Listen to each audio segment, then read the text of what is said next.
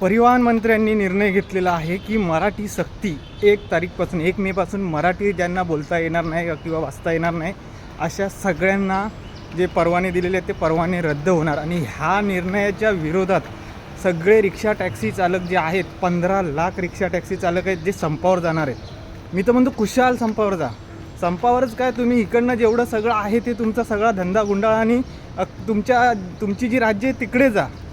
अरे राहणार महाराष्ट्रात, खाणार महाराष्ट्राचं, इथेच कमवणार आणि आमच्याच भाषेला तुमचा विरोध.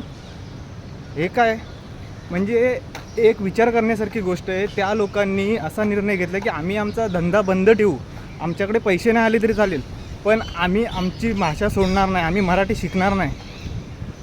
हे कोणता विचार, हे कोणते विचार आहेत या लोकांचे?